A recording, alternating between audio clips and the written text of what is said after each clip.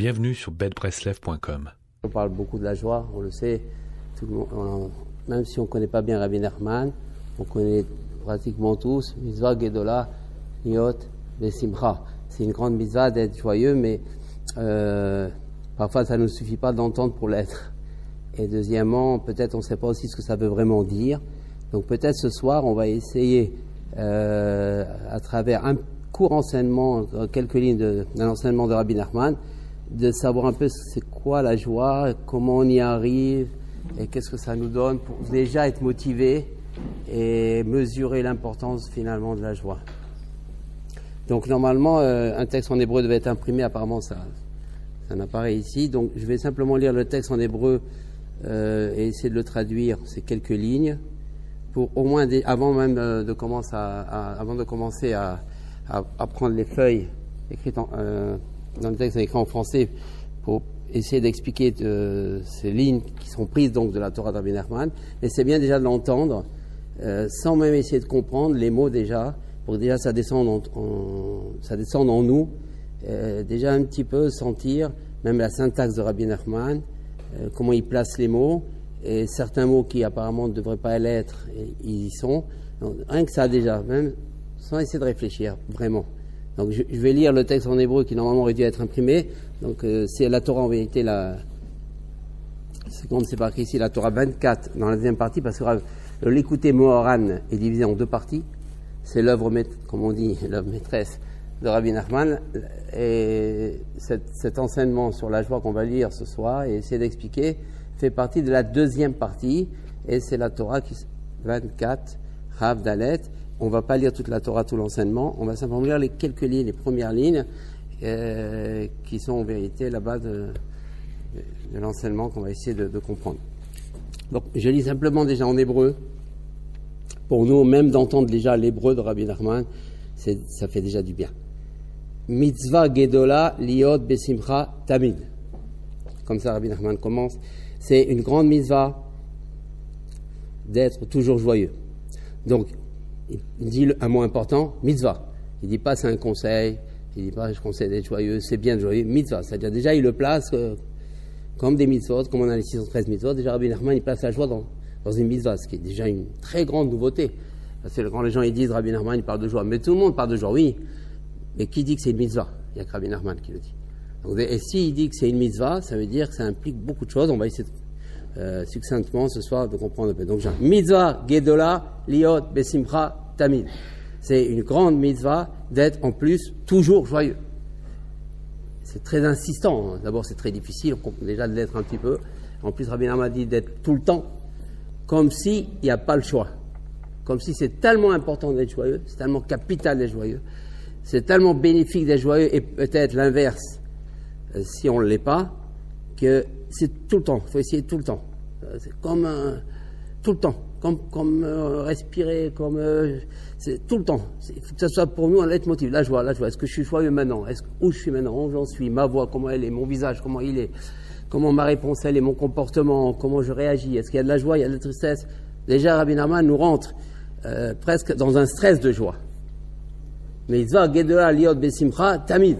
Il y a tout le temps la joie. Nous, le mari, la femme, les enfants, parce que ça parle pour tout le monde, dit c'est Rabbi Nachman. Il ne dit pas simplement le papa, il ne dit pas seulement la maman, il ne dit pas seulement l'adulte. Tout le monde. Un enfant qui pleure, il faut qu'il soit joyeux. Déjà la joie. C'est-à-dire, la joie, c'est capital, c'est fondamental, c'est obligé, c'est de l'oxygène. Déjà, Rabbi Nachman commence déjà l'enseignement comme ça. Donc, c'est plus du tout comme on a justement compris jusqu'à maintenant. C'est bien d'être joyeux. Non, mais c'est tout le temps. Tout le temps, il faut te dire où tu en es en ce moment-là. Mitzvah gedola liot besimcha tamid, oleitgaber le'achik ha'atzvut ve'amara shchora bechol kocho. Et automatiquement, il dit Rabbi Nachman, s'efforcer de tout le temps éloigner la tristesse à fond, et la mélancolie de toutes ses forces, c'est-à-dire s'investir pour qu'il n'y ait jamais un peu de tristesse à quelque niveau que ce soit en nous, autour de nous, par nous, à travers nous. C'est-à-dire la tristesse, c'est ça qu'il faut combattre le plus. Là, il ne parle pas des fautes, il ne parle pas des péchés. Et par Rabbi Nachman, il parle de la tristesse. Et le plus, il ne faut pas oublier que le serpent, le venin qu'il a donné, c'est la tristesse. Le venin qu'il a mis dans Chava, c'est la tristesse. Il aurait pu mettre plein de choses. Non, il savait le serpent qu'en mettant la tristesse chez une personne, il a gagné. Donc, Bechol Koro, il s'éloignait de tout, mettre toutes ses forces, tout, c'est-à-dire toute sa tête dedans, tous ses projets dedans, tout son programme dedans, tout son esprit dedans, pour qu'il n'y ait jamais de la tristesse. Toutes les ruses possibles, il faut les faire, qu'il n'y ait pas de tristesse.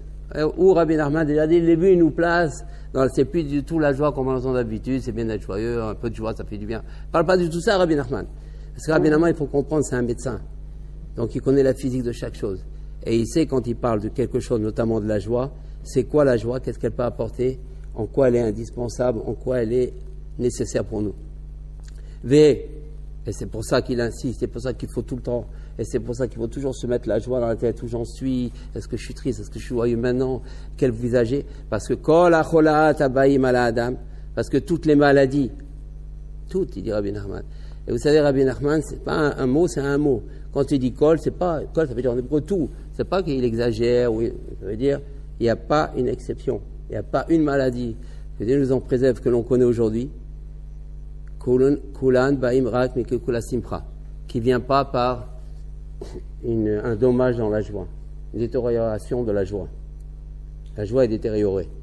Ici, il faut se comprendre ici. Rabbi Nachman, il ne dit pas, par exemple, que toutes les maladies, elles viennent à cause de la tristesse, qui serait déjà une immense nouveauté. Il ne dit pas ça. Il dit d'un dommage de la joie. Il faut comprendre, c'est quoi la joie endommagée? Où on est joyeux, on n'est pas joyeux. C'est quoi une joie endommagée? Vous voyez, les mots, ça c'est très spécifique à Rabbi Nachman. C'est que chaque mot qu'il dit, chaque terme, chaque expression, c'est tout un ensemble de compréhension, c'est un ensemble d'enseignements, c'est tout un ensemble, tout simplement. C'est-à-dire qu'un mot dans Rabbi Nachman, c'est parce qu'il connaît des choses que personne connaît.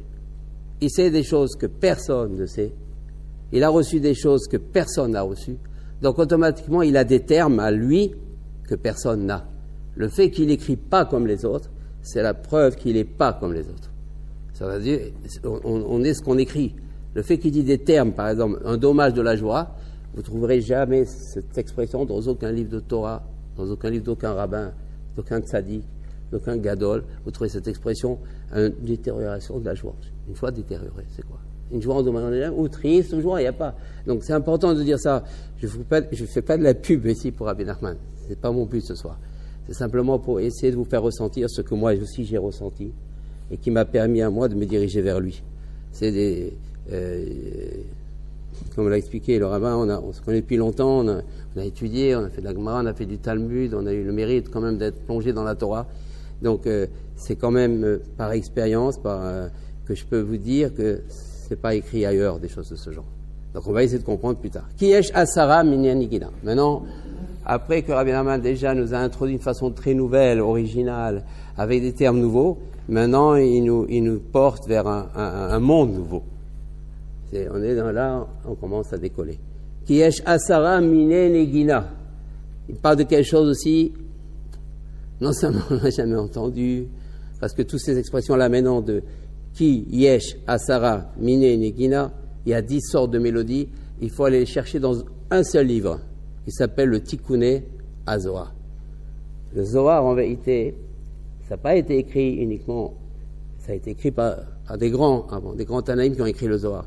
Et Rabbi Shimon Bar Yochai, lui aussi, il a écrit son Chidouj. Par exemple, dans le Zohar, il y a le Sefer Yetzira, Avraham Avinu, il y a la Sefer Tznoua de Yaakov Avinu, il y a beaucoup de livres dans le Zohar. Et il y a aussi aussi dans le Zohar, il y a un livre qui appartient à qui? À Rabbi Shimon Bar Yochai, et qui s'appelle le Tikkuné HaZohar. C'est un livre bien sûr, extrêmement profond, et qui est en vérité, on va dire, l'enseignement le plus actuel, sur lequel Rabbi Nachman c'est le plus porté, et notamment ici. Donc ça veut dire que c'est quelque chose qu'on ne trouve pas ailleurs. Et c'est quoi ce qu'on ne trouve pas ailleurs? Yesh Asara Minyanigina. Il y a 10 sortes de mélodies. Non, jamais entendu. C'est quoi ces mélodies? Il y a 10 sortes de mélodies. Shem Bechinat Simcha. Rabbi Nachman donc ici nous dit comme ça. Il commence quelque chose. Il a il nous a donné un postulat, il nous a dit, voilà, il nous a dit c'est très important d'être joyeux, tout le temps d'être joyeux, d'éloigner toute la tristesse, toute la mélancolie, tout. Pourquoi? Parce que si tu veux pas être malade, t'as intérêt à être joyeux. En gros, c'est ce qu'il nous a dit Rabbi Nachman. Pour pas être malade, parce que toutes les maladies viennent à cause de ça. Après, on s'étonne, mais pourquoi il y a ça? Aujourd'hui, on entend des choses tellement incroyables, que Dieu nous en préserve, à tout âge. Aujourd'hui, on entend des choses tellement impossibles, inimaginables, parce qu'on est de plus en plus triste. Donc c'est pour ça qu'il y a de plus en plus de malades, et que là, je ne joue même plus maintenant, parce que la tristesse est tellement grande. Donc ça, c'est ce que Rabbi Nachman a introduit. Maintenant, il démontre. C'est quoi sa démonstration? Que finalement, la tristesse est liée justement, la maladie est liée justement à la tristesse. D'où on sait ça? D'où il le prouve? Qui yesh asara menigina. Il y a 10 sortes de mélodies qui justement, ces mélodies-là, c'est de la joie. Toutes ces mélodies-là, ils se caractérisent parce que c'est des mélodies de joie. On va tout à l'heure après essayer de comprendre c'est quoi. Mais en tout cas, déjà simplement, pour la structure, pour nous, déjà, parce que c'est déjà tellement nouveau ce qu'on entend, donc il faut que ça descende doucement. Il dit Kiesh Asara Minenikina. Il y a 10 sortes de mélodies qui sont de la joie. Ces mélodies, c'est de la joie.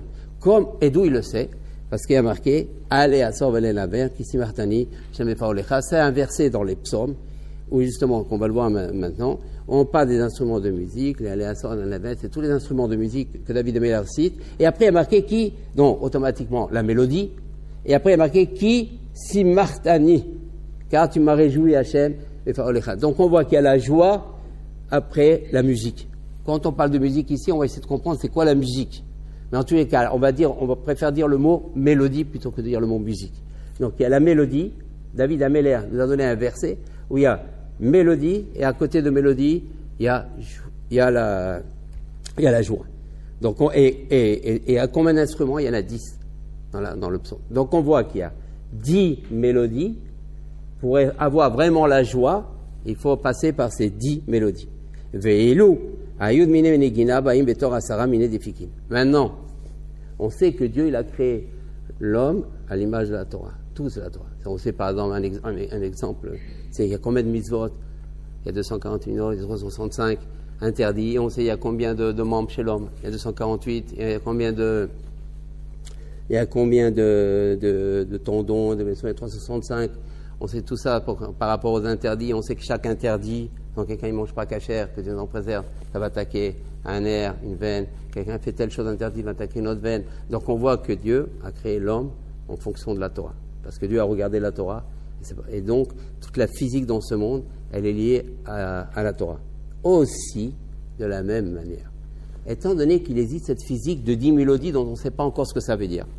Mais il y a une physique de 10 dans le monde, automatiquement, et comme ces mélodies-là, c'est quoi? C'est de la joie. Et Dieu a créé l'homme pour Rabbi Nachman avec 10 pouls. Les pouls, c'est avec lesquels on peut mesurer la santé de la personne. Tout, ça dépend des pouls. Tout, le rythme cardiaque, la circulation du sang, tout est lié à ça. La respiration, tout est lié en fonction des pouls. Donc, qu'est-ce qui se passe? Étant donné qu'il y a 10 mélodies, il ne faut pas oublier, il y a 10 mélodies, ces 10 mélodies-là qui sont de la joie, comme on a dit, et comme il y a 2 pouls, il y en a 10, eh bien, qu'est-ce qu'ils vont venir? Ils vont venir ces mélodies, cette joie va arriver là, et elle va commencer à donner de la force à ces pouls, elle va les faire vivre, et automatiquement, va donner de la joie, va commencer à guérir la personne. C'est pour ça, Alken, Kashiesh Kikul Gam Besimcha, s'il y a un dommage dans la joie, si tout d'un coup une personne est triste, elle reste surtout dans sa tristesse, surtout quand elle est dans une dépression, quand elle a un grand chagrin, elle reste dans ce chagrin-là. Parce que normalement, on ne doit jamais être triste. Dieu nous... On dit, il n'y a jamais une mitzvah d'être triste dans la Torah. Jamais, jamais. Même quand quelqu'un fait une faute, même quand quelqu'un fait un péché, c'est encore un plus grand péché s'il est triste après la faute. Une personne qui fait un péché, que nous préserve, qui fait une faute, Rabbi Nachman nous enseigne aussi, bien sûr qu'elle doit faire teshuva. Bien sûr qu'elle doit être brisée de ne pas avoir écouté Dieu. Bien sûr qu'elle doit être brisée d'avoir mis une tache dans son âme, parce que tout péché, c'est quelque chose de très grave, un péché. C'est une grande importance. Mais pas être triste, parce que si elle est triste, elle va encore au contraire se décourager, s'éloigner encore plus de Dieu. Dieu est là pour pardonner. Si elle fait après un vrai repentir, elle se pardonne. Ce que Dieu veut, c'est qu'au moins qu'elle soit brisée. Qu'elle soit brisée de ne pas avoir écouté Dieu. Il n'y a jamais une mitzvah. Il n'y a jamais une mitzvah d'être triste. Jamais une mitzvah. Même Tisha B'Av, on doit être brisé que le Beth Amikdash a été détruit, mais jamais triste. La tristesse, c'est le venin du serpent. Jamais on peut justifier une tristesse. Jamais. Même que Dieu nous prenne quand il y a une personne, jamais, pas de tristesse. Brisé. Mais jamais on le fait. Et pourquoi on doit pleurer pendant les 3 premiers jours? C'est pour l'honneur de celui qui est parti. Mais pas parce que nous on a un manque. On doit jamais, la tristesse n'est jamais cachère. Il n'y a pas une seconde, il n'y a pas un moment, il n'y a pas un endroit dans la Torah où la tristesse est cachère. On doit en prendre conscience parce que ça nous fait énormément de mal et on va le voir dans Rabbi Nachman. Donc ici, on reprend. Ces 10 mélodies, on a dit, ces 10 mélodies en vérité qui sont de la joie, qu'est-ce qu'elles vont venir? Elles vont venir et elles vont donner de la vie aux 10 poux, par l'intermédiaire des poux, et donc elles vont amener de la santé et de la vie à la personne. C'est pour ça, quand il y a une détérioration, la tristesse est détériorée, il y a la joie est détériorée, la joie est endommagée, on va essayer de comprendre si c'est quoi une joie endommagée. Et si donc la joie est endommagée, donc on a dit que les mélodies c'est de la joie, donc la mélodie si elle est endommagée, donc les 10 mélodies sont endommagées, eh bien quand elles peuvent plus maintenant donner de la vie aux 10 poux. Et à cause de ça, il y a, que Dieu nous en préserve, les mélodies sont endommagées, et à ce moment-là, il y a la maladie qui vient par les 10 poux. Pourquoi? Parce que il faut que les 10 mélodies, qui sont 10 sortes de joie, on va voir, si elles sont endommagées, elles ne peuvent plus après aller chez les 10 poux, par laquelle on voit la santé, et donc il y a problème. Donc Rabbi Nachman, il lie la joie à la mélodie et aux 10 poux à la santé. Donc ici, on voit de Rabbi Nachman, donc c'est pour ça, il dit, c'est pour ça qu'il explique toutes les sortes de maladies, qu'on prend les 10 fikim, ça veut dire il n'y a pas une maladie qui n'a pas rapport avec un poux, et kol mine negunim, et toutes les mélodies. Pardon, on va savoir ce que c'est une mélodie après. Ça, simplement, on essaie pour le moment de voir la technique de Rabbi Nachman. Et après, on va le voir. Chaque mélodie, en vérité, dans chaque mélodie, il y a les 10 mélodies. Donc, dès qu'une mélodie, elle est touchée par une tristesse, par quelque chose, on va voir qu'est-ce qui se passe. La simcha, elle est endommagée, la joie est endommagée, et donc vient la maladie. En gros, on a vu dans Rabbi Nachman la chose suivante. C'est que Rabbi Nachman a donné un postulat. D'abord, il faut être joyeux tout le temps. Pourquoi? Parce qu'il ne faut pas tomber malade. En gros, c'est ça ce que nous dit Rabbi Nachman. C'est plus maintenant une question de... Ici, Rabbi Nachman, il parle de maladie. Il parle comme un médecin. Comme un médecin, Rabbi Nachman, il parle, sinon, c'est la maladie que nous en préserve. Et après, on ne comprend pas pourquoi on a ça. Parce qu'il y a un problème à la base de tristesse. On va voir en quel niveau. Et il explique sa démonstration, parce qu'il y a 10 mélodies. C'est quoi ces 10 mélodies? On va voir, c'est 10 sortes de joie, que lorsqu'on les endommage, étant donné que ces mélodies, c'est de la joie, et que normalement, ces mélodies sont censées normalement ne pas être endommagées, et donc apporter de la force aux 10 poux, puisqu'il y a 10, si jamais elles sont endommagées, elles ne peuvent plus aller guérir et apporter de la vitalité aux 10 poux, et donc il y a maladie. C'est pour ça que dès qu'il y a tristesse, il y a dommage dans la mélodie, on va voir comment, et automatiquement, les poux ne sont pas guéris, et donc il y a maladie. Donc en gros, la tristesse, c'est très, très sévère, c'est très nuisible pour nous, en dehors de toutes les impuretés qu'elle peut amener, en dehors de tout le désagréable qu'elle peut amener, en dehors de tous les mauvais caractères qu'elle peut amener, en dehors de toutes les disputes qu'elle peut amener, en dehors de tout... voilà. On m'a fait remarquer aujourd'hui que c'est officiel, Brad Pitt divorce avec Angela Jolie. Et la raison pour laquelle Brad Pitt divorce avec Angela Jolie, c'est parce qu'elle est trop triste. Comme elle a perdu sa mère, et donc elle ne peut pas se faire soigner, donc elle est tellement triste. Monsieur Brad Pitt ne supporte plus la tristesse, mais c'est pas un vrai bracelet, parce que sinon il pourrait lui donner un peu de joie quand même. Mais quand même, il a divorcé. Juste aujourd'hui, c'est marqué dans les journaux Internet, juste où on fait ce cours-là. Et vous savez, le monde, il est fait avec la Torah, comme on a dit. Donc Brad Pitt, tout ça, c'est nous qui amenons tout ça. C'est les enseignements qu'on fait, parce que tout, c'est la Torah. Il faut croire dans ça, c'est la base de tout ça. Il ne faut pas dire, ah non, mais ça n'a rien à voir. Mais c'est un rapport énorme.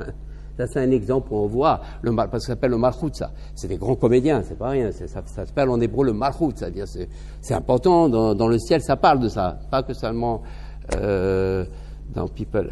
Mais même dans le ciel, ça parle, parce que c'est des gens importants. Brad Pitt, la raison, la tristesse.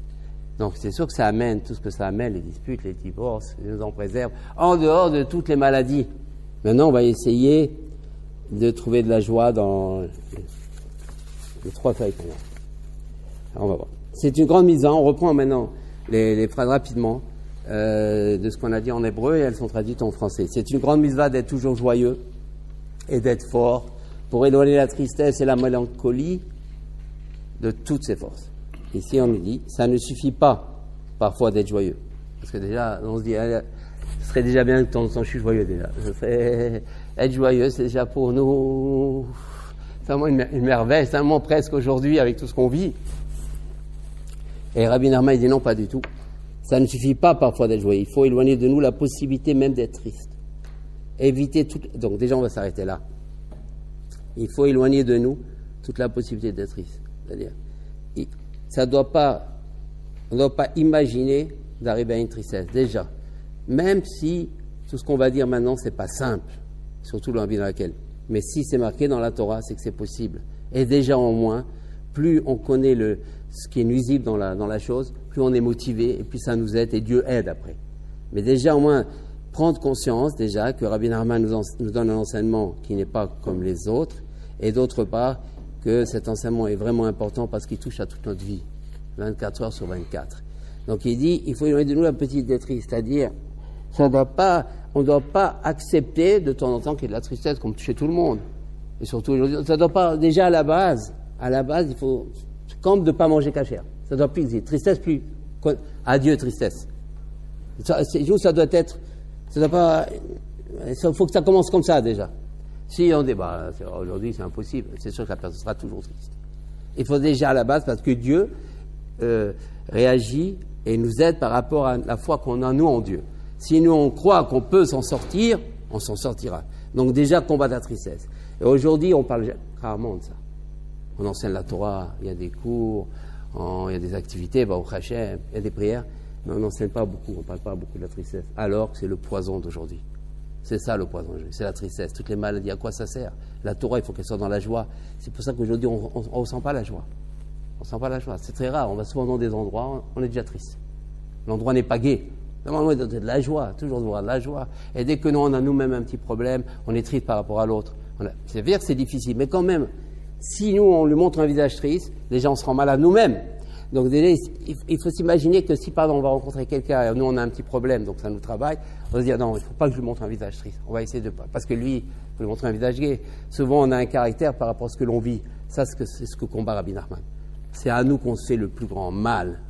On ne doit pas dire, je suis comme ça, il faut que tu comprennes, hein. Moi, j'ai ça. Mais la personne, il faut aussi qu'elle comprenne que c'est à elle qu'elle se fait le mal.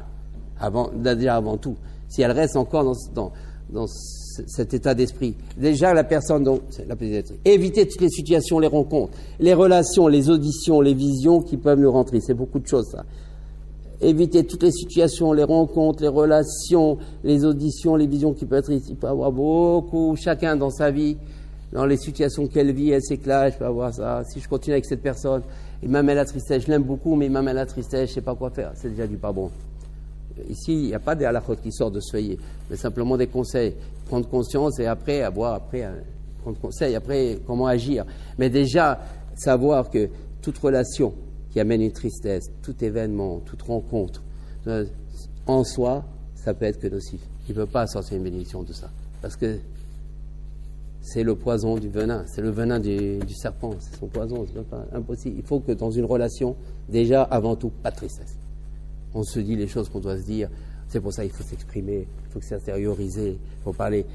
C'est quelqu'un qui s'en renferme, qui n'ose pas parler, commence la tristesse, comment les problèmes, comment les fantasmes. Et automatiquement, c'est déjà du pas bon. Commencent les maladies, les maux de ventre, les maux de tête, tout ça. Personne, elle doit être émette, c'est pour ça qu'il faut qu'elle ait la foi. Si elle a la foi, elle dit, de toute façon, il faut que je dise la chose. Après, Dieu, il décide. Dès qu'une personne commence à calculer, dès que commence à réfléchir trop sur certaines choses et à croire qu'elle est elle-même le metteur en scène, là commencent tous les problèmes. C'est pour ça, les rencontres, les relations, les auditions. Des fois, il y a des personnes, des ministres officiants qui nous rendent tristes. Un ministre officiant doit nous amener la joie. Et là, on sent... c'est pas tous les jours Kippour. Et même Kippour. On a dit on ne doit pas être triste. Même Kippour. Il faut qu'il fasse des choses on doit respirer. Mais quand le ministre officiant nous amène une tristesse, attendez, c'est pas ça, c'est que le ministre officiant, lui, il lui représente la communauté dans le ciel. C'est-à-dire dans le ciel, comment ça se passe? En gros, je n'ai pas été, mais de ce que j'ai compris dans le livre, il y a l'œil divin en haut, et l'œil divin, Kaviachol, l'œil divin, il regarde le ministre officiant et un petit peu ceux qui sont à la synagogue. On entend très peu les voix des autres, mais surtout la voix de qui on entend? Le ministre officiant. Donc si le ministre officiant déjà est triste. D'ailleurs, c'est bien que d'en haut on ne regarde pas tellement la choule parce que toute la choule est triste. Et lui, étant donné qu'il est triste, donc il va représenter une tristesse de Dieu, ce que Dieu ne supporte pas. Il dit, mais comment? Tu viens me demander des choses. Tu as été ministre officiant. Tu dois ici dans le ciel nous amener la joie, nous réveiller, parce que normalement vous en êtes, vous êtes très grave. Mais s'il y a de la joie, ça peut passer. S'il y a de la joie, on voit au moins vous m'aimez, je vois que vous avez envie. Et ça, c'est important. Et ça, je ne veux pas trop m'alourdir là-dessus, mais ça montre combien aujourd'hui le judaïsme manque d'éclairage. C'est pas une critique, c'est parce que c'est normal. Si on ne suit pas les enseignements de Rabbi Nachman, on ne peut pas découvrir ça. Parce qu'une chose qu'on ne sait pas, c'est qu'on est triste. On ne peut pas le découvrir au début. C'est impossible. C'est impossible. On ne sait pas ce que c'est être triste. On ne sait pas, par exemple, qu'on a une voix triste. On ne sait pas qu'on a un regard triste. On ne sait pas qu'on a des expressions tristes. On ne sait pas. Impossible de savoir. C'est comme un malade, il ne peut pas savoir. Il faut qu'il aille chez un médecin. C'est impossible. C'est en côtoyant beaucoup, en commençant à se rapprocher beaucoup d'enseignements de Rabbi Nachman, on commence à avoir comme une oreille musicale. On commence à dire, tiens, comme il parle tristement. Il y a des voix après qu'on a du mal à écouter. Parce que quelqu'un, par exemple, qui ressent la tristesse chez personne, c'est sûr qu'il est lui-même déjà triste et qui ne sait pas ce que c'est la tristesse. Normalement, on devrait, comme quelqu'un qui a une oreille musicale, oh, il chante faux, on devrait aussi savoir, oh, il chante triste, oh, il parle triste. Rabbi Nachman est venu nous faire des oreilles, il est venu nous faire des nouveaux yeux, des nouvelles images, on doit sentir autrement le monde. On est ici dans un monde où Dieu se cache. Donc automatiquement, c'est évident qu'on est dans un monde triste, parce qu'il se cache. Si Dieu ne se cachait pas, quand il viendra le Mashiach, il n'y aura aucun triste. Même s'il voudra être triste, il ne pourra pas. Le Mashiach, il y aura une telle lumière, une telle joie, c'est impossible, parce que Dieu va se dévoiler. Aujourd'hui, on n'est pas dans cette période où Dieu se dévoile. Donc Dieu se cache. C'est normal que l'apparence est une apparence triste. Bien sûr, puisqu'il n'y a pas... c'est vrai, on peut se demander qu'est-ce qui peut nous rendre gai aujourd'hui, avec tous les problèmes qu'on a, avec toutes les tromperies qu'il y a, avec toutes les controverses qu'il y a, avec tous les problèmes d'argent qu'il y a. C'est normal apparemment qu'on soit triste. Mais au moins déjà le savoir, au moins déjà le ressentir, au moins déjà le combattre. C'est pour ça que ici Rabbi Nachman il nous dit, éloignez la tristesse de tout, il faut se refaire des nouvelles oreilles, des nouveaux yeux. Et je ne vous parle pas, je ne suis pas rêveur là quand je vous parle. Parce que moi je vous parle par expérience, c'est expérimental. Moi-même, avant de connaître Rabbi Nachman, on m'a connu, je parlais jamais de ça, jamais de joie, et je savais pas ce que c'est être triste. Je pensais que même c'était même bien de l'être un peu de temps en temps. Ça fait sérieux, ça fait religieux, ça fait quelqu'un qui est dans la Torah. D'ailleurs, souvent comme ça, on croit que c'est comme ça, mais en vérité, il fallut Rabbi Nachman pour découvrir combien on doit changer, et surtout quand on a une influence sur les autres, dans le couple, sur les enfants. Combien on doit leur amener cette joie, cet espoir, cette envie, tout doit changer. Il y a des mots, par exemple, qu'on ne doit plus dire, des mots qui sont tristes, il y a des mots qu'on ne peut même plus entendre. Et ça fait partie de la joie. C'est une mitzvah d'être joyeux. Aussi, si on nous invite à une cérémonie ou à participer à une activité dont on sait qu'elle va nous rendre tristes, pour telle ou telle raison, même s'il s'agit d'une mitzvah, on a le droit de refuser selon le principe que je suis déjà dans une mitzvah d'être joyeux. Et donc, qui de participer à une autre mitzvah qui en plus n'est finalement pas une mitzvah puisqu'elle va me rendre triste et m'amener, que Dieu préserve, le stress et la maladie.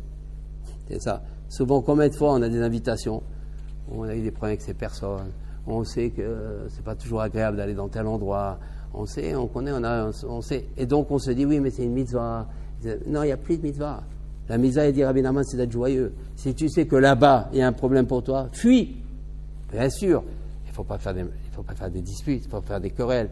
Il faut essayer de, sans mentir, essayer de dire c'est difficile pour moi, et c'est vrai, c'est difficile pour moi d'aller, etc. Ça après c'est tout le récas, ce qu'on appelle le paysage. Mais par exemple, le mari ne doit pas forcer sa femme, ou sa femme ne doit pas forcer le mari, dire non mais il faut y aller. Mais non, si je vais être triste là-bas, la femme rend malade le mari rend malade la femme. Surtout si tous les deux vont être tristes, tous les deux vont être malades. Donc c'est pour ça qu'ici, il faut changer l'histoire. Tout ce qui... D'ailleurs, une règle qui nous sert beaucoup, beaucoup, beaucoup. La règle est la suivante. Tous qui... Parce que si on devrait définir c'est quoi le bien et le mal, il faut le définir, à mon avis, de cette manière la plus simple. Tout ce qui nous éloigne de Dieu, c'est le mal. Tout ce qui nous rapproche de Dieu, c'est le bien. Ça, c'est la règle. Ça, c'est indémontable, ça doit rester tout en chez nous. Et ça doit être nos critères à nous, encore une fois. Tout ce qui nous éloigne de Dieu, c'est le mal. Tout ce qui nous rapproche de Dieu, c'est le bien. Et maintenant, la tristesse, on a vu, nous éloigne de Dieu. Alors, ne découvrons pas tout ce que ça apporte. Donc, automatiquement, si je vais dans telle cérémonie où ça m'éloigne de Dieu, mais quelle mitzvah! Quelle mitzvah! Il est temps de devenir vrai. Il est temps de prendre des décisions en fonction de ce que Dieu, on sait ce qu'il veut ou il ne veut pas. Et ne plus dire oui, mais ça, il n'y a plus ça et ça et ça. À quoi ça sert? Ça va nous faire du mal. Donc, et en plus, ça entraîne combien de querelles dans les couples, combien de disputes. C'est pour ça que c'est important, déjà, de savoir que... C'est pour ça Rabbi Nachman nous a dit, et c'est important de le savoir, que d'être joyeux, c'est une mitzvah. Il dit qu'Amida, mais moi je suis déjà dans ma mitzvah d'être joyeux, ne m'enlève pas ma mitzvah d'être joyeux là-bas. Donc dès qu'on sait qu'on va perdre cette mitzvah-là, on n'a plus à aller. Si je ne suis pas joyeux, ou on nous force à aller dans un cours qui ne nous donne pas la joie. Quelle joie? Moi je vais ressortir joyeux d'un cours, je ne vais pas ressortir triste. Donc il va y avoir quelque chose qui m'apporte. S'éloigner suffisamment de la tristesse, pour que même si parfois ça ne va pas comme on le voudrait, comme on le souhaiterait, la tendance d'être triste est déjà perdue. La tristesse est trop loin de moi pour avoir envie de me réfugier chez elle. La joie est réparée chez moi. Ne plus kiffer la tristesse. Maintenant, on va arriver à ce qu'on avait soulevé tout à l'heure. C'est quoi une joie réparée? Ou c'est quoi une joie endommagée? On devrait dire il y a de la joie ou il n'y a pas de la joie. La tristesse, c'est quoi cette expression que Rabbi Nachman nous a enseignée? En vérité, la joie, c'est pas ce qu'on croit. Ni le dictionnaire Larousse, ni aucun dictionnaire ne pourra dire ce que c'est la joie. La joie, toutes les définitions, elles sont dans la Torah. Il faut chercher que dans tout et dans la Torah. Il n'y a rien, quelque chose qu'on peut trouver dans un dictionnaire, par exemple, et qu'on n'a pas trouvé dans la Torah, soit on n'a pas su le trouver dans la Torah, soit c'est faux. Parce que tout est dans la Torah. Tout. Et généralement, il n'y a pas dans le dictionnaire ce qu'il y a dans la Torah. Par exemple, la joie, on va la trouver, on va voir agrément, etc. Non, la joie, d'abord, il faut savoir, la joie,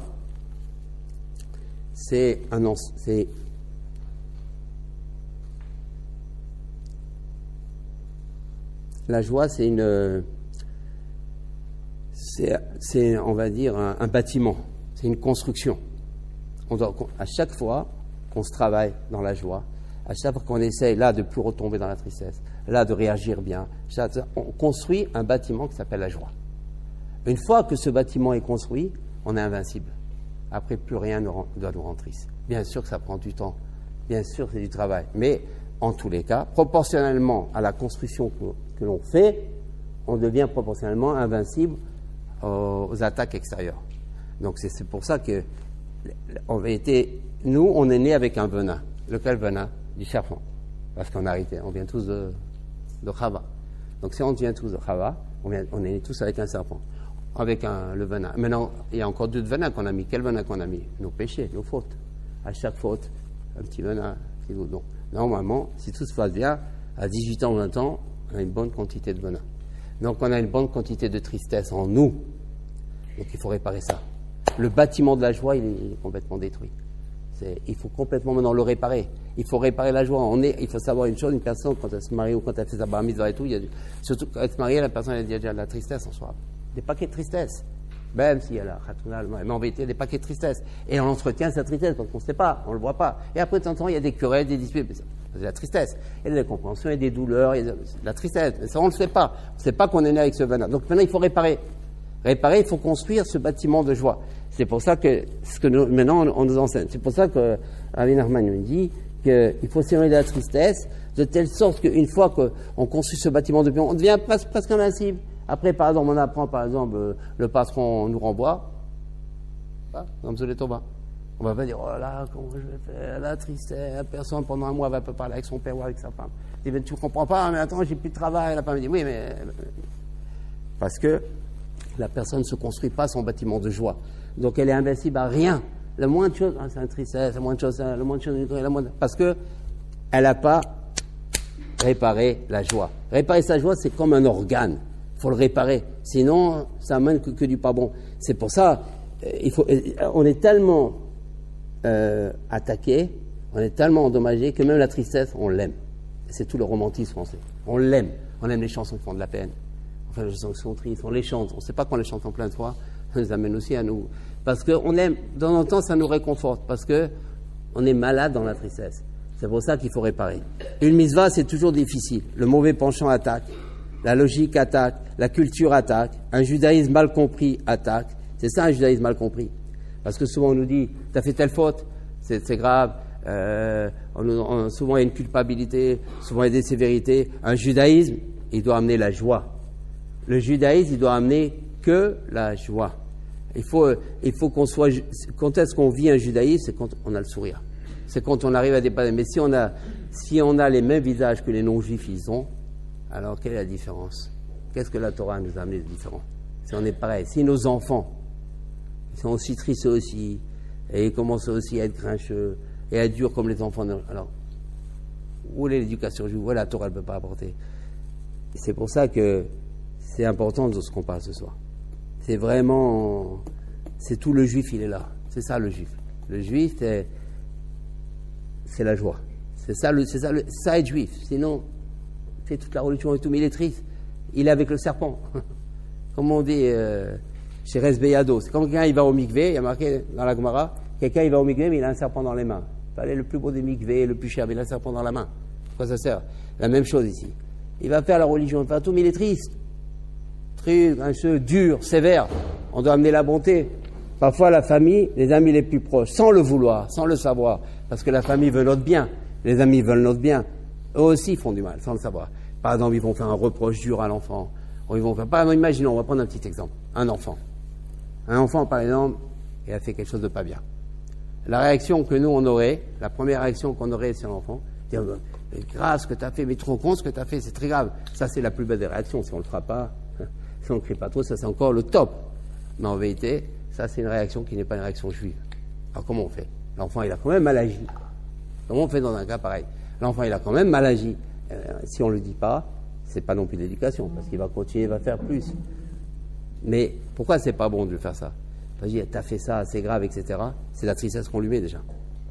C'est déjà du pas bon qu'on lui met. Et notre phrase à nous, elle est encore plus grave que ce qu'a fait l'enfant, généralement. Parce qu'encore, on n'est pas dans un judaïsme de joie. Comment on va être dans un judaïsme de joie devant un cas pareil? Où l'enfant, quand même, il a mal agi. Quand l'enfant, il a déjà un certain âge, où il comprend certaines choses déjà. Alors normalement, on doit dire à l'enfant, mais toi, t'es un grand sadique, toi, t'es un juif, t'as un grand cœur. Par exemple, il a frappé sa sœur. Mais toi, t'as un grand cœur, mais t'es quelqu'un de grand, toi, t'es un sadique, comme t'es beau, mais c'est pas digne de toi, normalement, des choses comme ça.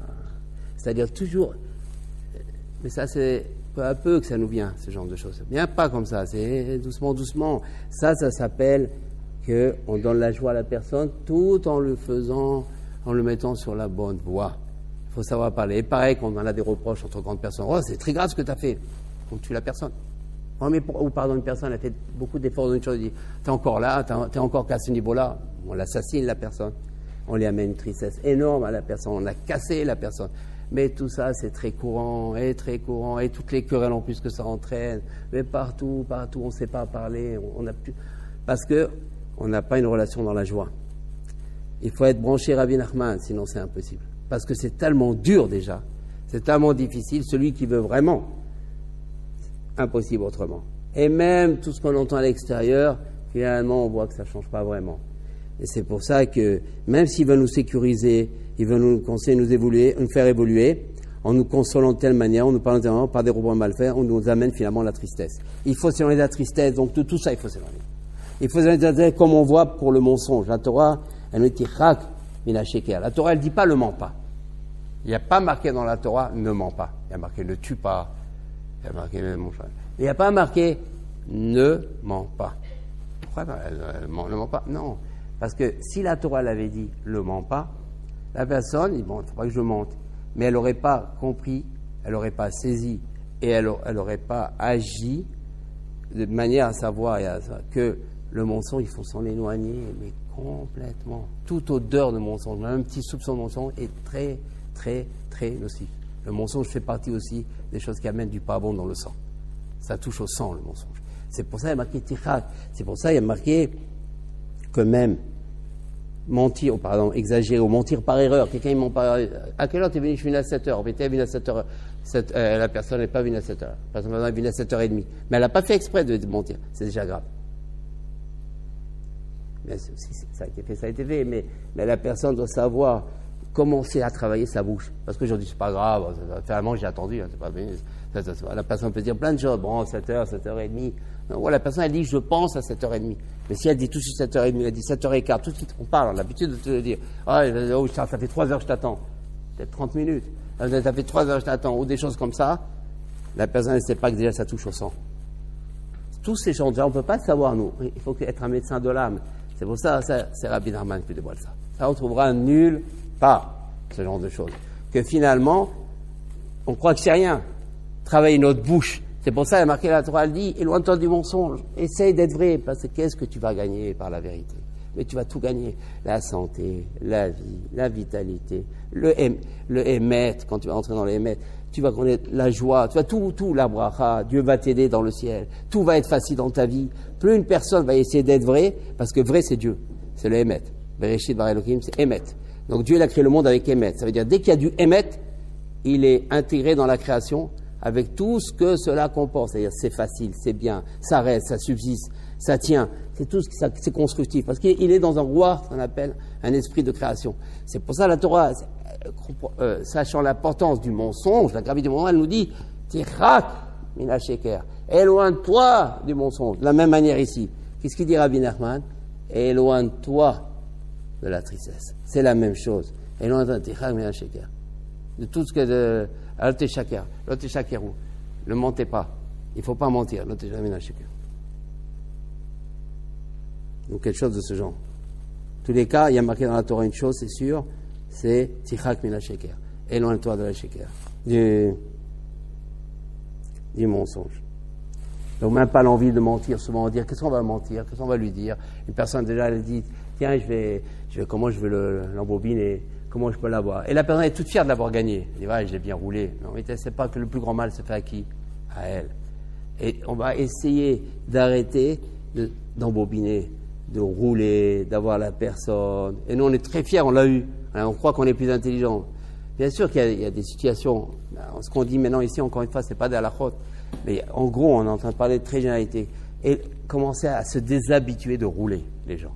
Déshabituer à aller toujours avec cet esprit du vice. Il va dire ça, mais moi je vais dire ça, mais je vais dire ça parce que je sais, après elle attend en virage, elle est engloutie. Non, tout ça on croit, et la personne est toute fière, je l'ai eu. Mais finalement, c'est du pas bon. Toutes les maladies proviennent de la joie endommagée. Si la joie n'est pas forte, complète, continuelle, si elle n'est pas devenue courante et normalité chez la personne, le corps et l'esprit de cette personne ne peuvent résister contre les attaques de l'extérieur. Comme on a dit, il faut s'habituer à être joyeux pour être de plus en plus invincible. C'est comme une maladie auto-immune. La personne se fait du mal à elle-même et c'est la porte ouverte à toutes les sortes de maladies. Et parfois même, Mida keneged Mida, l'homme, que Dieu nous en préserve, se crée même une maladie immunitaire. Car on a été créé pour être toujours gai. Il faut rechercher la joie comme on recherche la santé. Quelqu'un tout de suite parle de santé, de santé, de santé. Mais on devrait parler de joie. On devrait cesser de dire la santé c'est primordial, car c'est faux. S'il n'y a pas de joie, c'est fausse santé. On devrait dire du moment qu'il y a de la joie. Comment on doit changer même nos expressions, on dit ah il y a la santé, ah la santé, oh, il y a la santé, mais non. S'il y a la tristesse dedans, tu ne sais pas ce qui peut être demain après. Mais si la personne, elle dit du moment qu'il y a de la joie, donc elle sait que c'est important. La santé, il n'y a pas de joie, il n'y a pas de santé s'il n'y a pas de la joie, parce que c'est que temporaire. Une tristesse est apparentée à du mal, à du pas normal, à du malade. Elle est l'œuvre des forces du mal, du mauvais penchant, des ruses du mal, les pièges du mal. C'est pour ça que ça amène les paresses, les découragements, les anxiétés, etc., etc. Tout, et les détachements. Une personne après elle se détache dans la tristesse, et malgré tout, souvent cette personne qui se détache, elle est hypersensible. Elle supporte rien. C'est ça apparemment la contradiction qu'il y a. C'est ça la tristesse. Les phobies, plus de communication, de ressenti, tout ça on lit très vite parce qu'on n'a pas beaucoup, et parfois même plus d'envie de manger, etc., d'envie de trop, de plaisir, etc. Il existe maintenant 10 sortes de mélodies. C'est ça qu'on va un petit peu voir rapidement. Asara Negina, c'est-à-dire 10 sortes de musicalité. C'est pas de la musique, c'est aussi de la musique, mais c'est pas que de la musique. Vous savez, ça, ce qu'on va dire maintenant, c'est très difficile à comprendre. Personnellement, j'ai mis beaucoup de temps et beaucoup d'efforts. Je peux vous dire que même dans le monde Braslav, même à un haut niveau, c'est très dur d'avoir clair ce qu'on va dire maintenant. Parce que c'est un des moments de Rabbi Nachman qui est extrêmement difficile à comprendre et pourtant tellement important et tellement nécessaire pour nous parce qu'on ne sait pas c'est quoi ces mélodies. Donc on va essayer d'avoir une petite approche. C'est pour ça que je peux vous dire que on a tous un mérite aujourd'hui d'en parler de ce qu'on va parler maintenant. Parce que c'est capital dans Rabbi Nachman et en même temps c'est pratiquement incompréhensible. On sait, personne ne sait quasiment rien, on ne sait pas ce que ça veut vraiment dire. Mais on va essayer quand même d'avoir une approche, et vous verrez, parce que c'est trop important. Donc, comme ce soir on devait parler, on s'est dit il faut arriver quand même à dire quelque chose, à faire une approche. Donc, c'est vraiment un moment important maintenant. Qu'est-ce qui est écrit? Il existe 10 sortes de mélodies. Donc, on a dit ces mélodies, qui sont prises au début, originalement, dans le Tikkuné HaZohar, qui est le livre le plus profond du Zohar, qui a été écrit par Rabbi Shimon Bar Yochai. Donc quand on fait l'Akbar Omer, Bar Yochai, donc c'est autant qu'on chante avec Bar Yochai et qu'on mange des amandes, on doit être motivé de savoir qu'est-ce que Rabbi Shimon Bar Yochai il a dit. Parce qu'aussi, une des contradictions dans le judaïsme, c'est que dans le judaïsme, ça veut dire comment nous on vit le judaïsme, on parle tous de Rabbi Shimon Bar Yochai, on fait tous la Lula, et quand on nous dit, mais on veut savoir ce qu'il nous dit, on n'est pas intéressé. Mais lui, il veut que ça, lui. Tout le lac Baromer, Rabbi Shimon a dit, tout le lac Baromer, il a dit, vous devez être joyeux, comment vous devez être joyeux? Pourtant, c'est le jour où il disparaît, Rabbi Shimon Bar Yochai, parce que c'est le jour où Rabbi Shimon Bar Yochai a dévoilé des grands enseignements. Donc, ça veut dire, quelqu'un qui peut chanter Rabbi Shimon Bar Yochai, mais au moins, quand Rabbi Shimon Bar Yochai parle, écoute ce qu'il te dit, c'est le plus important. Donc, maintenant, c'est Rabbi Shimon Bar Yochai qui, au début, parle. Et après, Rabbi Nachman continue. Donc, c'est important, déjà, comme ça, on fera un beau lac Baromer, et on pourra dire à Rabbi Shimon Bar Yochai, on t'a écouté un dimanche soir rue Enseigne 44. Il existe 10 sortes de mélodies, à Saranigina, c'est-à-dire 10 sortes de musicalité. Tout ça, c'est Rabbi Shimon Bar Yochai. 10 sortes de musicalité, il ne dit pas 10 sortes de musique, 10 sortes de musicalité qui sont la joie. Il y a une physique. Dieu, il a créé une physique qui a 10 sortes de joie dans le monde. C'est-à-dire, quelqu'un est joyeux dans tel domaine, il se réfère à une de ces 10 joies. Ces joies-là, c'est des mélodies, c'est des rythmes, c'est des musicalités, c'est des harmonies, c'est comme ça que ça se passe. C'est-à-dire, ça bouge, ça vibre, ça crée, ça vitalise, comme tout, mais ça donne la joie, c'est ça. C'est ça les mélodies. N'importe quelle joie, elle se réfère à une de ces joies. Comme il est dit, David Ameller, on écoute ce que dit David Ameller, avec la lyre à 10 cordes et le luth au son harmonieux de la harpe. Donc les 10 cordes de la luth, c'est les 10 cordes dans les 10 instruments. En vérité, les 10 cordes, ce qui veut dire, c'est dans les 10 instruments, les 10 musicalités, les 10 cordes. C'est ça le sens. La lyre à 10 cordes de l'autre. Et qu'est-ce qui a marqué après? Tu me combles de joie. Dans les 10 cordes qui représentent comme des instruments, c'est 10 cordes, c'est 10 sortes de musique, comme si on avait 10 instruments. Donc c'est 10 mélodies, c'est 10 musicalités, elles amènent la joie. Donc elles sont nécessaires de rentrer dans ces musicalités. Comment? Maintenant, Rabbi Nachman.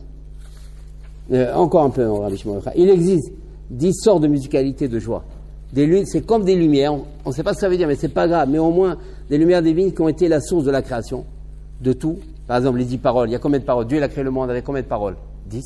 Donc c'est des mélodies, tout ça. Parce que c'est sûr, quand il a dit Hachem, Yehor, il a dit Yehor. Je ne peux même pas imaginer comment il a dit. Celui qui aurait écouté Yehor, il est dans une félicité, on ne peut pas imaginer. C'est sûr, il n'a pas dit tristement. C'est sûr qu'il a dû dire avec une force et en même temps une grâce et une musicalité, mais une merveille pour intégrer dans la création la musicalité. En parlant comment déjà, en disant Yehor, mon cher, dès qu'il a commencé à parler à Hachem, il a dû mettre une musicalité dans le monde, parce que toute la création, c'est que de la musicalité, puisqu'il a créé avec 10 paroles. Ça veut dire que si on veut se brancher création, si on veut se brancher vitalité, si on veut se brancher santé, musicalité. Tout le temps la musicalité. Dès qu'on sort d'une musicalité, dès que ça grince, dès que c'est pas beau, dès que c'est triste, dès que c'est dur, dès que ça choque, on sort de la création. On est dans l'inverse de la création, que Dieu nous en préserve. On est dans le pas bon. On est dans le mauvais. On est dans l'évanouissement. On est dans le poison. On n'est pas dans le pas bon. Il faut toujours une musicalité. Il faut toujours que, agréable, ça me fasse du bien. Ça me rapproche de Dieu. Si tu me dis quelque chose qui me rapproche pas de Dieu, même si tu me dis vrai, c'est pas vrai. Le poison aussi, il est vrai. Mais c'est du poison. Il faut que tu me rapproches. Il faut que ça me fasse du bien. Si après telle ou telle conversation, si après tel ou tel cours, si après telle ou telle rencontre, si après telle ou telle activité, si après tel métier, ça ne me rapproche pas de Dieu, c'est du pardon pour moi. Il faut que ça me rapproche. Ça, c'est ce que Rabbi Shimon ben Yochai, à notre niveau, semble nous enseigner. La musicalité. Il faut l'intégrer, ça. La musicalité. Pareil, il y a eu les 10 commandements. Parce que le monde, il a été créé avec les 10 paroles. Donc le monde, il tenait par les 10 paroles. Mais dès que la Torah elle a été donnée, le monde, il tenait plus par les 10 paroles. Il tenait par les 10 commandements. Et les 10 paroles, en vérité, sont intégrées dans les 10 commandements. Donc c'est pour ça, entre guillemets, Dieu, il était obligé d'avoir combien de commandements? De dire combien de commandements? 10. Il en a donné 10, des commandements qu'il a cités devant bruyamment. 10. Et certainement, comment ça a dû être les merveilles, quand il a dit les 10 commandements, c'était quelque chose d'inimaginable, d'exceptionnel. Donc il a intégré encore la musicalité. Donc toute la Torah, c'est que la musicalité. C'est pour ça, si dans notre judaïsme, il n'y a pas de musicalité, on n'est pas branché Torah. On n'est pas branché 10 commandements. On n'est plus au Har Sinaï. Le Har Sinaï, c'est la musicalité. Et certainement, quand ils ont reçu la Torah, il y avait même des mélodies, il y avait de la musique, vous croyez qu'ils ont reçu comme ça. Vous croyez que le don de la Torah, c'était pas au moins aussi bien que l'Akbar Omer? Non, ça devait être quelque chose de... Pas m'imaginer ce que c'était, puisque il y a marqué que au Har Sinaï, toutes les maladies sont parties. Alors comment c'est parti les maladies? Parce que justement, la tristesse, elle est partie. C'était que de la joie, que de la joie, que de la joie. C'est pour ça qu'il y avait une musique qui est tellement grande que ça nous apportait. C'est pour ça aussi. Donc tout ce qui continue d'être créé et d'exister, et tout ce qui est providence, pour les enfants d'Israël en général en particulier, tout ça, ça rentre toujours dans les 10 mélodies. Ces 10 mélodies apportent donc créativité, vitalité, force, énergie, harmonie et joie. Donc dès qu'il y a une musicalité, c'est du bon, ça me rapproche de Dieu, ça m'amène la joie, ça me guérit. C'est pour ça, ces lumières, ces énergies divines, on peut les déclencher, on peut les réveiller, on peut les activer dès qu'on a une joie qui nous rapproche de Dieu. Il faut déclencher, j'espère que ça donne un peu de joie tout ce qu'on est en train de dire, hein? Non? Que ça nous rapproche de Dieu, que toutes ces énergies-là, on peut les réveiller dès qu'une joie nous rapproche de Dieu. C'est-à-dire, par exemple, quelque chose qui prend un caractère mélodieux, quelque chose d'agréable, une harmonie avec nous, etc., etc. Avec l'esprit, je saute un peu.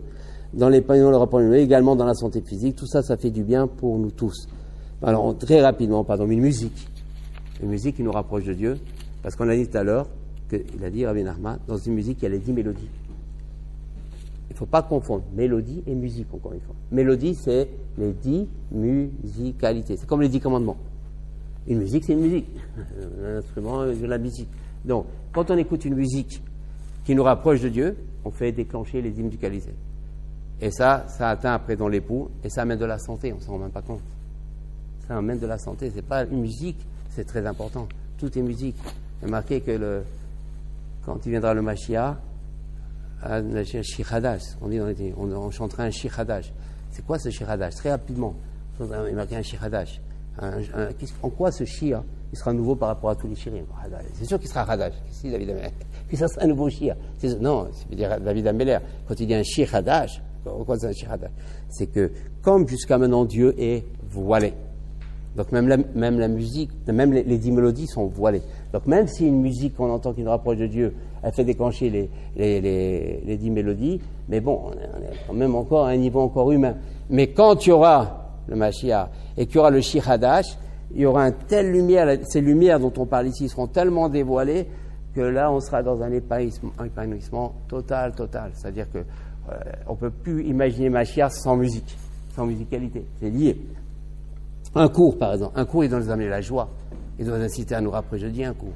Un cours, c'est pour ça qu'on va à un cours. C'est pas pour apprendre uniquement. Si on apprend là des connaissances, mais on ne ressort pas avec un sourire qu'on n'avait pas quand on était entré, c'est pas forcément une réussite.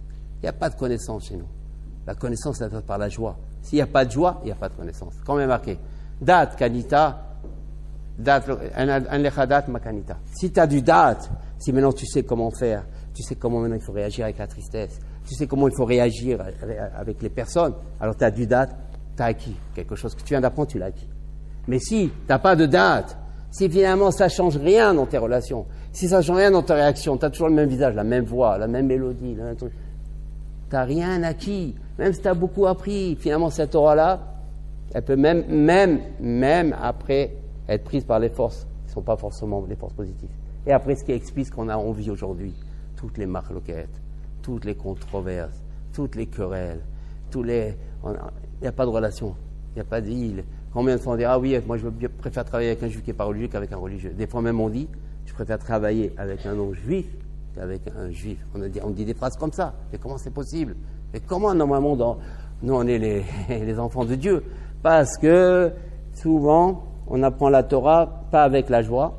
Et le fait qu'on apprend la Torah pas avec la joie, elle commence à se dénaturer la Torah. Et on commence à devenir ce qu'on appelle chacham, à se faire des calculs. Et on se dit, ah oui, moi j'ai le droit de faire ça, moi j'ai le droit de faire ça, moi j'ai le droit de... Et on a perdu la simplicité, on a perdu la vérité. Et comme on voit aujourd'hui, on entend des choses tellement incroyables, que Dieu nous pardonne et on ne doit critiquer aucun juif, parce qu'on est tous dans le même wagon, on est tous dans le même bateau. On doit tous, au contraire, parler du bien de nos frères et du peuple d'Israël et du peuple juif, mais on ne doit pas non plus fermer les yeux pour pouvoir évoluer, pour pouvoir grandir. C'est pour ça qu'un cours qui est très important, un cours de Torah, d'abord on doit parler de la joie, on doit parler de la tristesse. À chaque fois qu'on a un enseignement, dire voilà, ici ça nous soigne. Et surtout, on doit commencer à parler un peu de Rabbi Nachman. C'est lui qui est la source de la joie, c'est lui qui nous parle de tout ça. On doit commencer à parler de lui. Il ne faut pas parler de lui seulement une fois quand un brassaville arrive dans une choule. Et il faut que maintenant, ça peu à peu, on commence sans forcément rentrer dans les grands enseignements, tout ça. Mais déjà, commencer à parler de la joie, simplement. Voilà, Rabbi Nachman nous a dit, il faut faire, donc maintenant on va essayer de guérir. Maintenant on va essayer, les remarques, on va les faire autrement. Les reproches, on va les faire autrement. Dans le programme, on va changer un peu le programme. On va mettre un peu de musique, on va commencer on va essayer plus, tout ce qui est idée triste, tout ce qui est projet triste, tout ce qui est décision triste, on va essayer de s'en éloigner. On va commencer à voir les choses importantes, qu'il n'y ait pas de choses. Et dès qu'on sent qu'on va vers une tristesse, même si ce que tu dis est vrai, il ne faut plus le dire maintenant. Il faut essayer, on doit plus chercher la vérité, on doit chercher la joie à travers la vérité. Et c'est ça, tout ça, sinon on n'a plus. Donc pareil, pardon, une danse, c'est sûr de danser. Quand on danse, si personne elle écoute une musique et elle danse dans la joie, c'est tout son corps, là, c'est tout le sang, c'est tous les 10 poux, là. C'est sûr que là, elle se guérit. Une danse. On dit rapidement des choses qui sont immenses. Une conversation. Il faut une conversation aussi. Qu'il y ait une joie après que j'ai parlé avec la personne. Je suis joyeux si après que j'ai parlé avec elle, j'ai triste. Ou si je sais qu'en parlant avec elle, je vais ressortir triste, c'est plus une mise de parler avec elle. Parce qu'elle va me faire du mal et moi aussi, je peux lui faire aussi du mal. Une bénédiction. Quand on fait une bénédiction, par exemple. Par une bénédiction, si à nous tous, on doit se faire la leçon. De bien faire une bénédiction et bien imposer, c'est une mélodie, une bénédiction. C'est une musicalité. Et comme, si, par exemple, pourquoi, par exemple, normalement, une bénédiction doit nous amener la joie. Apparemment, ça ne nous amène pas tellement la joie. Ça nous permet seulement qu'on va manger la. Mais en vérité, on n'est pas forcément. D'ailleurs, toujours on essaie de ne pas manger du pain, pas faire moti, parce que le précédemment est très long. Donc on essaie. Donc déjà, ça veut dire qu'on est triste. Déjà, on est triste. Il faut se l'avouer. Donc maintenant, si par exemple. Mais pourquoi on est comme ça? Parce que quand on fait le Birkat Hamazon, il est long, il y a beaucoup de bénédictions. Et ça ne nous donne pas du tout la joie. Au contraire, on est joyeux aussi quand on l'a fini. Mais pendant qu'on fait tout le Birkat Hamazon, on a toujours cette tristesse-là. On n'a pas cette joie. D'accord. Mais si maintenant, avec l'aide de Dieu, on essaye de travailler notre mauvais penchant, et on essaye maintenant de faire le Birkat Hamazon en sachant que chaque bénédiction que je vais faire maintenant, si je la fais bien, si je l'articule bien, ça c'est important. Si je l'articule bien, et si en plus j'essaye un petit peu de me concentrer sur les mots du Birkat Hamazon, ça va me guérir, ça va me soigner, ça va me purifier, et ça va amener surtout quoi? La joie. C'est-à-dire que normalement la personne, elle devrait normalement, dans un top niveau, qui est quasiment messianique, après d'avoir fini le Birkat Hamazon, elle est encore plus joyeuse que pendant qu'elle mangeait tout ce qu'elle mangeait. C'est-à-dire la joie qu'elle doit sortir, elle faut arriver à ça. Donc une bénédiction, sans parler du Birkat Hamazon, toute bénédiction maintenant, chez Akon Yabidvaro, si on la fait maintenant avec on essaie de la faire, mais ça, on a tous ce problème. Je suis comme vous, on a tous ce problème d'une bénédiction. On va vivre la bénédiction autrement. Vous savez quand est-ce qu'on fait une bénédiction lentement? Quand on l'enseigne aux enfants. Là, on est devenu tzaddik. Barou, à nous entendre. Ah là là, combien, parce que c'est pour les enfants. Mais dès que l'enfant est parti, je connais, il est là le problème. Il est là le problème. Si, voilà, c'est ça le problème. Et parce qu'en vérité, une bénédiction, c'est une musicalité. Dieu nous a donné, les Khamim, ils ont enseigné les bénédictions pour nous guérir. Une providence aussi. Par exemple, on arrive dans un moment, on voit la main de Dieu. On était par exemple très embêtés, on avait un problème, et tout d'un coup, il y a la main de Dieu qui vient, qui nous sauve. Attends, loue Dieu, remercie Dieu, vis-le ce moment-là. C'est énorme, raconte-le. Raconte-le, tu sais, j'avais vraiment un problème, mais comment j'étais embêté, j'avais la circulation, Shabbat arrivé, comment Dieu, t'arrive, quelle circulation, au lieu de dire, oh, quelle circulation, quel miracle, tu dois raconter ça à ta femme, quel miracle, malgré la circulation, comment Dieu m'a aidé à Quand une personne dit quel miracle à sa femme, après, à rêve Shabbat, quelques minutes avant Shabbat, qu'elle a la circulation, elle se guérit, elle se soigne, c'est même pas elle qui est en train de se guérir, elle se purifie. Elle amène une joie en elle, elle commence à créer le bâtiment de la joie, qui après va la rendre invincible par rapport à d'autres événements. Elle ne sait pas, mais et l'inverse, que Dieu nous en préserve. Quand il arrive chez sa femme, il dit j'en peux plus, moi. Tu te rends compte, à quelques minutes, ça va le rendre l'inverse d'invincible. Il détruit un peu son bâtiment, et dans une autre situation, il va mal réagir. Il va être impatient. Parce qu'à ce moment-là, Dieu lui avait cette épreuve. C'est ce que Rabbi Nachman nous enseigne. C'est ça la musicalité. Pareil, un vêtement. Un vêtement peut nous donner une grande joie à l'achat d'un vêtement. C'est pas rien que les femmes aiment beaucoup le shopping. Tout ça, c'est du Zohar en vérité. Parce qu'en vérité, tout ça, c'est du malchout. C'est-à-dire que quand quelqu'un, il achète un vêtement, il est heureux de ce vêtement, il est beau, ça lui plaît. Mais, que ça lui donne une joie quand il achète ce vêtement, que ce vêtement-là, il sent qu'il va le porter Shabbat, il va se sentir plus frais, ou même s'il ne va pas le porter Shabbat. Il va le porter en semaine, pas forcément du religieux à fond. Il peut maintenant acheter un habit pour la semaine, un bel habit, il a envie de la semaine. Il va dans son entreprise, n'importe où, ses clients, il est beau, ça lui fait du bien. Mais ça le rafraîchit, mais, quand il achète et qu'il se rafraîchit, et que ça lui fait du bien et que ça l'ouvre, que ça l'aide à avoir un esprit qui est plus ouvert et qui va l'inciter plus à être patient, donc avoir un comportement plus juif, c'est du bon. Ce vêtement-là, c'est un vêtement qui le guérit. C'est pour ça c'est ça qu'il doit dire. Parce que si c'est un vêtement qui va t'amener la tristesse, il n'y a pas de Shechianou. C'est un Shechianou qui va ouvrir l'esprit. Pareil, par exemple, pour un effort. Quelqu'un qui fait un effort. Il a un désir pas bon à un moment donné. Dans quel que soit le domaine. Et il arrive, il tient, il faut pas, c'est pas bien, la Torah m'a interdit, après je veux pas être un exemple, ma femme, mes enfants, et moi j'influence les personnes, comment après je peux faire ce péché, et la personne elle arrive à tenir, mais après elle ressent une joie, ou par exemple, une des plus grandes envies qu'on a, un des plus grands désirs, c'est la médisance. On adore la médisance. Donc on trouve toujours des endroits. Non, je ne veux pas faire de la shonara, mais on fait finalement. Donc toute cette médisance-là, tout ce plaisir qu'on a, si jamais la personne, on croit que ça c'est un plaisir, il faut savoir une chose, les mauvais plaisirs ne durent qu'un moment. Mais si la personne elle arrive à tenir et à pas faire finalement cette médisance, là, elle arrive, si on arrive avec l'aide de Dieu, avec la grâce de Dieu, la personne reçoit une joie immense après. On le sait, tout le monde le sait ça. Et cette joie, c'est pas qu'une joie. Elle construit son bâtiment de joie. Ça commence à la guérir. Dans une situation, elle va pouvoir mieux répondre. La patience va s'installer en elle. Et tout ce que ça engendre, c'est une physiologie de la joie. Un jugement de soi, pareil. Qu'une personne elle doit se juger. Personne, souvent on a un problème, on ne veut jamais juger nous, on juge toujours les autres. Mais si une personne arrive à se juger, mais en se jugeant, comme c'est marqué après, se trouve des points positifs, et elle essaie quand même de dire oui, mais quand même j'ai fait ça. Par exemple, il dit Rabbi Nathan, un jugement qui amène un sort de jugement qui amène beaucoup de bien. La personne dit oh là là, qu'est-ce que je suis loin. Oh là, c'est pas plus grave que moi. J'ai fait ça, j'ai fait ça, j'ai fait ça, j'ai fait ça, j'ai fait ça. Mais après, la personne a dit, mais quand même, c'est un enseignement classique de Rabbi Nathan, qui est l'élève de Rabbi Nachman, et il dit, mais après la personne continue, il ne faut pas qu'elle s'arrête là, ça c'est embêtant. Après, elle dit à Dieu, mais elle dit, mais toi, je sais Dieu, ton plaisir à toi, c'est toi ce que tu aimes le plus, c'est pas seulement quelqu'un qui est tout le temps religieux 24 heures sur 24, ça il est religieux, tu es content qu'il soit religieux, bien sûr, mais c'est pas ça ton plus grand plaisir. Ton plus grand plaisir, c'est quand quelqu'un qui l'était pas, ou quelqu'un qui était très éloigné, ou quelqu'un qui a beaucoup chuté, et qui maintenant se rapproche de toi. Mais ça, c'est comme un papa. Il a des enfants qui le fréquentent, des enfants, souvent moins. Quand un enfant qui ne le fréquente pas, Et d'un coup, il arrive son papa, il le ressent comme un roi.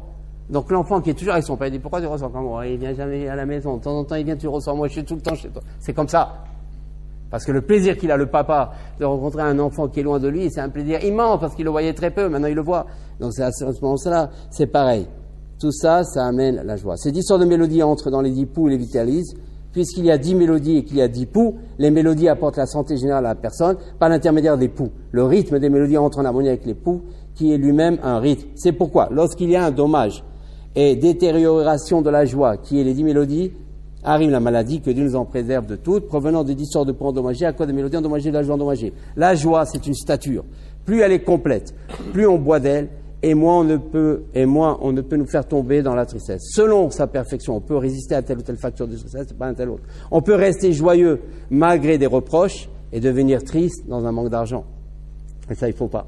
Une joie est détériorée dès qu'elle n'est plus continuelle, dès qu'elle dépend des situations. Parfois même, temporairement, elle est.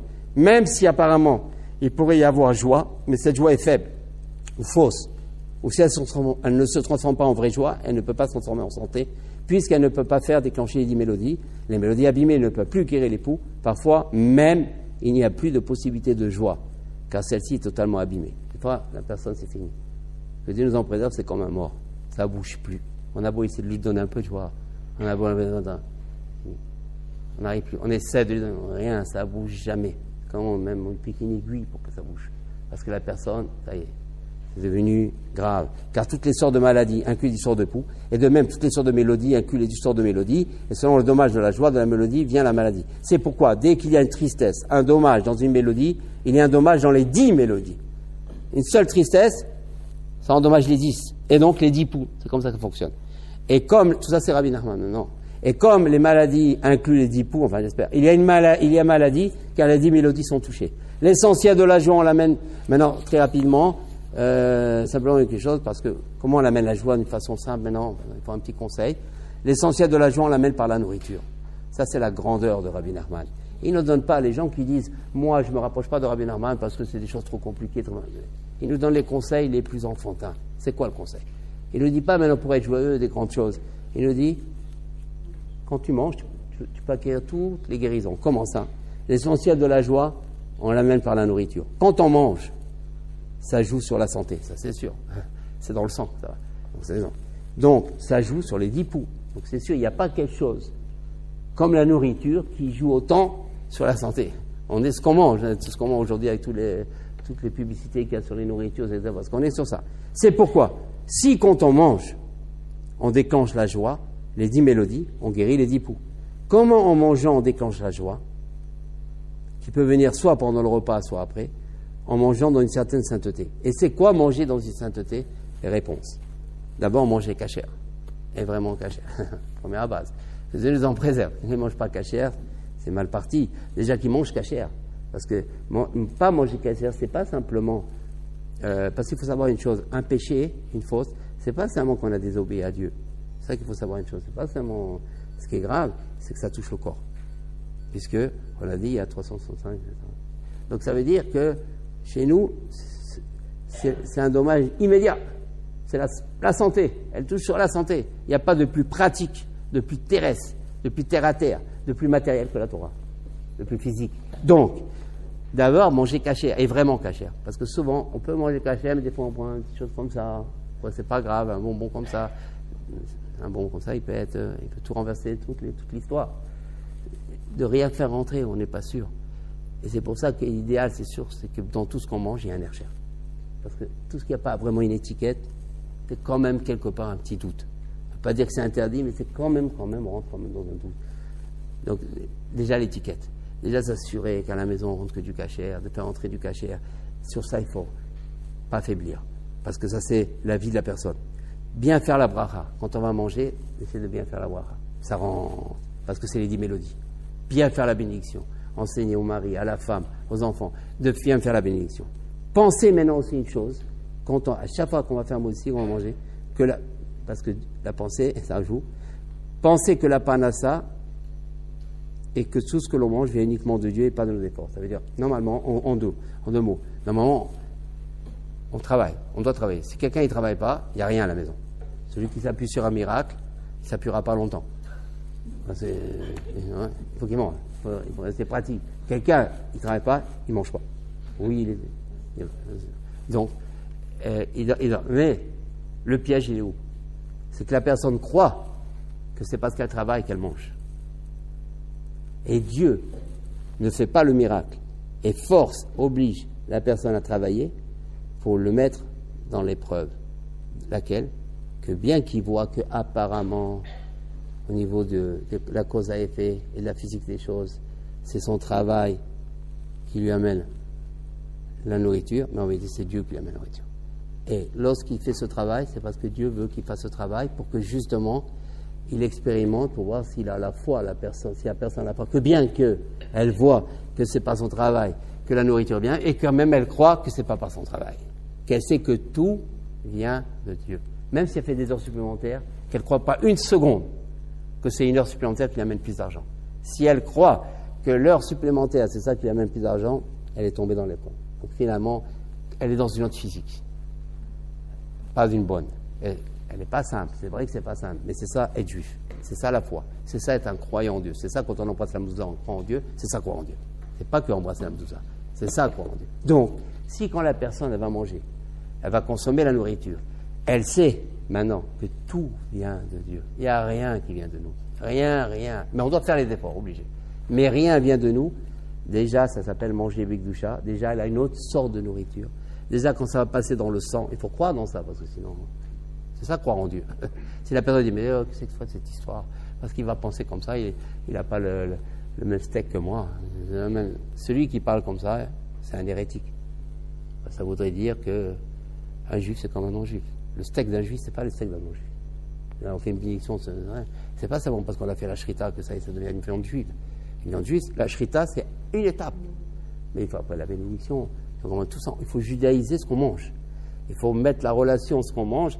Et c'est tout ça, évidemment, que nous, on n'est pas habitués à tout ça, parce qu'on n'a pas suivi un judaïsme qui nous parle de tout ça. Nous, simplement, il faut faire la bénédiction, mais on n'a jamais vu que la nourriture, le sang, la bénédiction, c'est ça, des choses nouvelles, tout ça, c'est enseignement nouveau.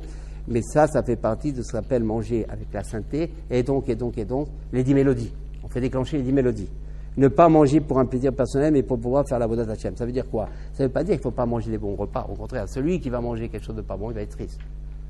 Donc plus c'est bon, plus il a une chance d'être gai.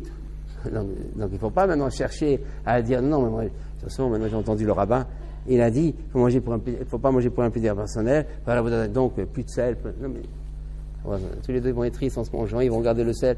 Non, ici, au contraire, il faut que ça soit bon. C'est important que la cuisine soit bon, au contraire. Pourquoi? Parce que c'est là l'épreuve. C'est que bien que c'est bon, qu'on kiffe, on est joyeux de manger, on doit quand même penser que tout ce plaisir qu'on a, cette bonne nourriture qu'on a mangée, c'est pour qu'on soit bien, gai, fort, en bonne santé, pour pouvoir servir Dieu. Et quand on arrive, parce que quelqu'un, généralement, s'il a mangé quelque chose de pas bon, c'est dur après quand il va faire mincha. Et surtout s'il a mal au ventre entre-temps, s'il a des... Donc s'il faut, plus la nourriture elle est légère, pas grasse, c'est du bon, tout ça c'est important, parce qu'en vérité quand une personne fait la cuisine, elle doit penser que ceux qui vont manger maintenant, la cuisinière, lui a ramené la joie à ces personnes qui vont manger, la guérison à ces personnes. Donc finalement, faire la cuisine, c'est une belle responsabilité. Et c'est pour ça que ça fait partie de manger bigdoucha. Donc, en mangeant avec joie, évidemment, donc tout ça, le plus c'est maintenant de manger gaiement. Donc c'est pour ça d'être gai quand on mange. Donc en mangeant avec joie, on amène une vraie vitalité dans les époux, c'est la guérison, la protection contre la maladie. Rien que de manger avec joie, c'est déjà la thérapie. Rien que de manger avec joie, on est déjà dans une thérapie. Rien que de manger avec joie. Manger avec joie, c'est déjà la thérapie. Car la joie, si on sait qu'on va inviter un invité et qu'on n'est pas capable de rester joyeux devant lui, parce qu'on ne kiffe pas tellement l'inviter, on sait qu'on n'est pas du niveau, il ne faut même pas l'inviter, c'est plus limite ça. Parce qu'on se fait du mal. Mais par contre, si la personne n'aime pas tellement l'inviter, mais l'invite quand même, et sait qu'elle va quand même se travailler pour être joyeuse, c'est énorme. Donc chacun doit savoir où on en est. L'important, c'est qu'on ne fasse pas quelque chose qui nous éloigne de Dieu. Il faut faire quelque chose. Donc le plus raisonné mitzvah, c'est mitzvah. Il ne faut pas raisonner comme ça. Il faut raisonner, est-ce que je vais avoir de la joie ici ou je ne vais pas avoir de la joie? C'est ça notre critère maintenant. C'est ça c'est ça qui fait que ça c'est cachère et ça c'est pas cachère. Il ne faut plus avoir une structure trop religieuse qui finalement n'est pas religieuse, qui est faussement religieuse. On croit qu'elle ne l'est pas en vérité. C'est ça ce que Rabbi Shimon Bar Yochai nous dévoile. C'est pour ça qu'on a besoin des tzadikim. Parce que, à quoi il sert, alors, Rabbi Shimon Bar Yochai? On a nos rabbins, on a notre culture, on a le Talmud dans la Gemara, on a les Shivot. Après, on a besoin de Rabbi Shimon Bar Yochai. Pourquoi on fait une fête à l'Akba Omer? Mais c'est pour ça qu'on a besoin de Rabbi Shimon Bar Yochai. C'est pour ça qu'on y va. Parce qu'il nous amène un judaïsme véridique, authentique, actuel, vrai, efficace, guérisseur, joyeux.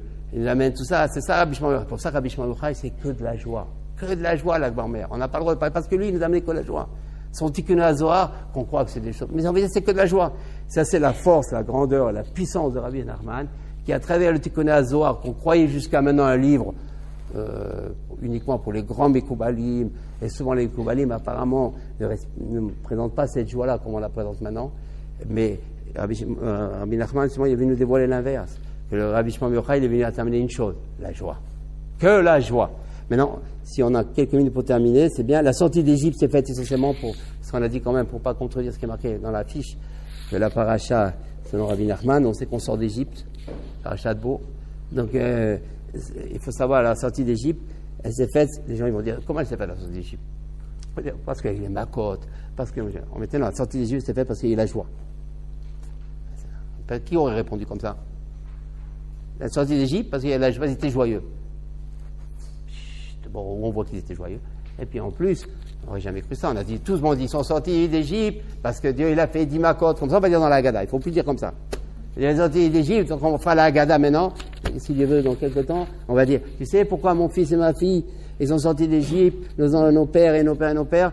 Parce qu'il y avait la joie. Et mettre déjà à l'enfant la joie, à la femme, l'enfant, à la famille, la joie, au couple, la joie. La sortie d'Égypte s'est faite seulement grâce à la joie. Car la joie, c'est le monde de la liberté. C'est tout ce qui délivre et libère. Il n'y a pas de liberté. Il n'y a pas de liberté sans joie. Où on voit ça, il n'y a pas de liberté sans joie. Parce que c'est marqué dans Ishayahu. Ki besimcha tetseu. Il est marqué, car par la joie vous sortirez. Ça, c'est le Navi, le prophète. On va contredire le prophète. C'est Ishayahu, le prophète, qui vient nous dire, il n'y a pas de sortie. Il n'y a pas de délivrance. Il n'y a pas de Géoula. Il n'y a rien sans la joie. Tu es encore en prison.